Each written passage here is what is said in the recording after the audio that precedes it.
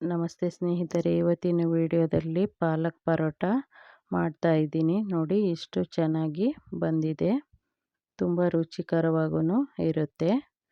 ಮೊದಲಿಗೆ ನಾನಿಲ್ಲಿ ಒಂದು ಬಾಣಲೆಗೆ 1-2 ಲೋಟ ನೀರನ್ನ ಕುದಿಯೋಕ್ಕೆ ಇಟ್ಟಿದ್ದೆ. ಅದು ಕುದಿಯುವಾಗ 1 ಕಟ್ಟು ಪಾಲಕ್ ಸೊಪ್ಪನ್ನ ಸೇರಿಸ್ಕೊಳ್ತಿದ್ದೀನಿ. 1-2 ನಿಮಿಷ ಇದನ್ನು ಬೇಯಿಸ್ಕೊಳ್ತೀನಿ.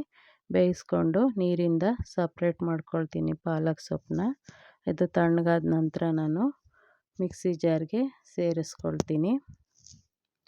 ಇವಾಗ ಮಿಕ್ಸಿ ಜಾರ್ಗೆ ಪಾಲಕ್ ಸೊಪ್ಪನ್ನ ಸೇರಿಸ್ಕೊಂಡು ಹಾಗೆಯೇ 1-2 ಇಂಚಷ್ಟು ಶುಂಠಿ, 5 ಹಸಿಮೆಣಸಿನ್ಕಾಯಿನ ಸೇರಿಸ್ಕೊಂಡು ರುಬ್ಕೊಳ್ತೀನಿ.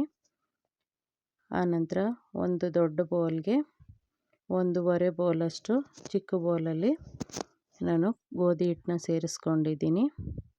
ಆನಂತರ ಇದಕ್ಕೆ 1 ಸ್ಪೂನಷ್ಟು ಜೀರಿಗೆನ ಸೇರಿಸಿದ್ದೀನಿ. 1-2 ಚಿಟಿಕೆಯಷ್ಟು ಅರಿಶಿನ ಪುಡಿನ ಹಾಕ್ಕೊಂಡಿದ್ದೀನಿ. ಹಾಗೆ ಒಂದು ಅರ್ಧ ಸ್ಪೂನಷ್ಟು ಅಚ್ಚ ಖಾರದ ಪುಡಿ, ಸ್ವಲ್ಪ ಗರಂ ಮಸಾಲ ಪುಡಿನ ಸೇರಿಸ್ಕೊಳ್ತೀನಿ. ಹಾಗೆಯೇ ಇದಕ್ಕೆ ರುಬ್ಕೊಂಡಿರೋಂತಹ ಪಾಲಕ್ ಸೊಪ್ಪು, ಶುಂಠಿ, ಹಸಿಮೆಣಸಿನ್ಕಾಯಿ ಪೇಸ್ಟನ್ನ ಸೇರಿಸ್ಕೊಳ್ತೀನಿ.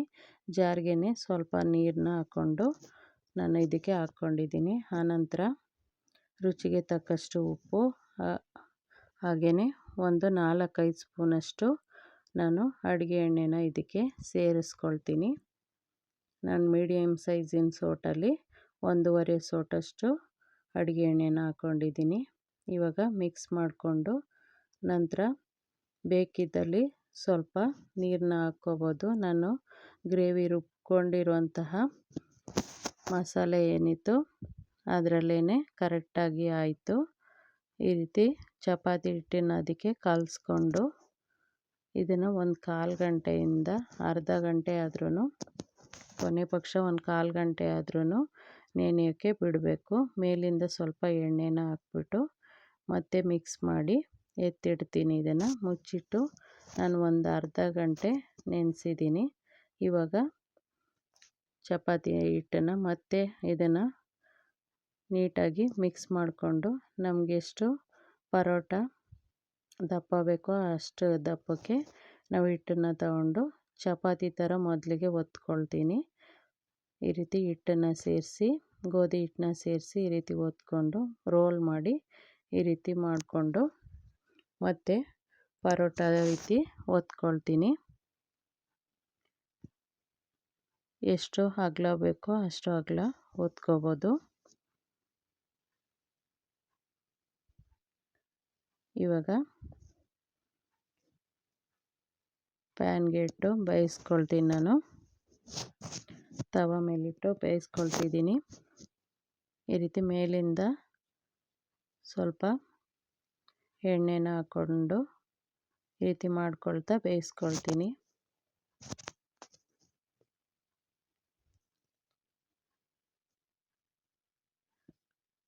ಮತ್ತು ಇನ್ನೊಂದು ಪರೋಟನ ಹಾಕ್ಕೊಂಡಿದ್ದೀನಿ. ಅದ್ರ ಮೇಲೂ ಎಣ್ಣೆನ ಹಾಕ್ಕೊಂಡು ಈ ರೀತಿ ಮಾಡ್ಕೊಳ್ತಾ ಬೇಯಿಸ್ಕೊಳ್ತೀನಿ. ಈ ಪರೋಟ ಆರೋಗ್ಯಕ್ಕೂ ಒಳ್ಳೆಯದಾದಂಥದ್ದು. ಮಕ್ಕಳು ಇಷ್ಟಪಟ್ಟು ತಿಂತಾರೆ. ಹಾಗೆಯೇ ಸುಲಭವಾಗಿ ಮಾಡ್ಕೋಬೋದು. ರುಚಿಕರವಾಗೂ ಇರುತ್ತೆ. ಆನಂತರ ನಾನು ಮತ್ತೆ ಚಪಾತಿ ಥರ ಒತ್ಕೊಂಡು ಆನಂತರ ತ್ರಿಕೋನಾಕಾರದಲ್ಲಿ ಈ ರೀತಿ ಫೋಲ್ಡ್ ಮಾಡಿ ಮತ್ತೆ ಒತ್ತಿ ಬೇಯಿಸ್ತಾ ಇದ್ದೀನಿ. ನೋಡಿ ಈ ರೀತಿ ಆದ್ರೂ ಒತ್ಕೋಬೋದು. ಮೊದಲೇ ತೋರಿಸಿದ ರೀತಿ ರೋಲ್ ಮಾಡ್ಕೊಂಡಾದ್ರೂ ಒತ್ತಿ ಮಾಡ್ಕೋಬೋದು.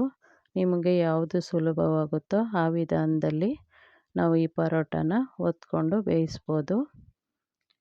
ಸ್ನೇಹಿತರೆ, ಈ ವಿಡಿಯೋ ಇಷ್ಟ ಆಗಿದರೆ ಪ್ಲೀಸ್ ಲೈಕ್ ಮಾಡಿ, ಮರೀದೆ ಕಮೆಂಟ್ ಮಾಡಿ. ಮೊದಲನೇ ಬಾರಿಗೆ ನಮ್ಮ ಚಾನಲ್ನ ನೋಡ್ತಾ ಇದ್ದರೆ ಪ್ಲೀಸ್ ಸಬ್ಸ್ಕ್ರೈಬ್ ಮಾಡ್ಕೊಳ್ಳಿ. ಧನ್ಯವಾದಗಳು.